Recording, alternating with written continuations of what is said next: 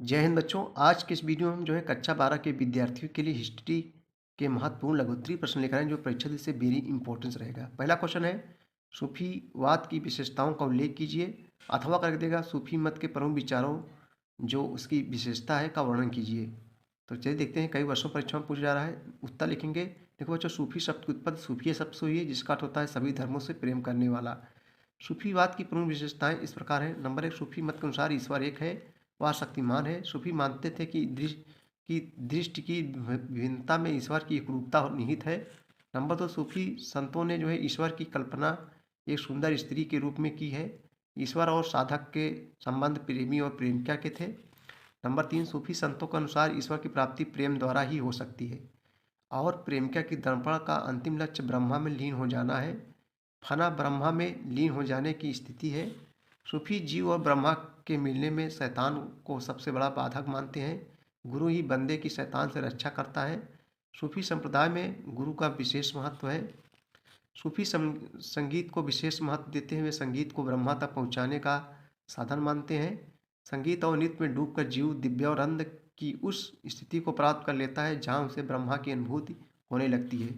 सूफी संतों ने आध्यात्मिक स्वतंत्रता को बनाए रखने के लिए राज दरबारों से दूर रहने की नीति अपनाई।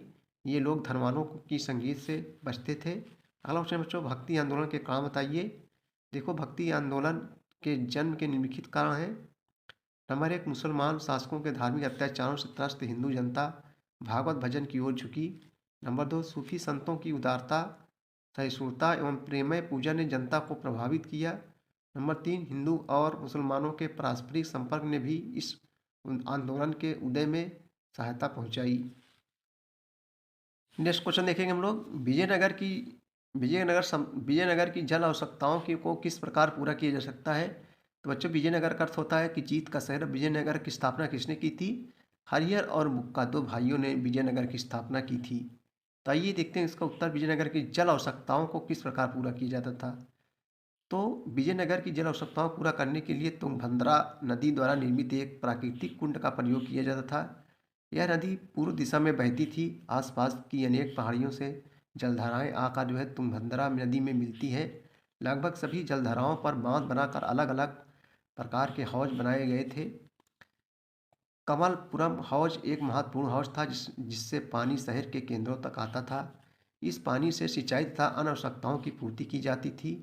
इसी इसी तरह की एक हिरिया नहर भी थी जिससे सिंचाई का काम लिया जाता था।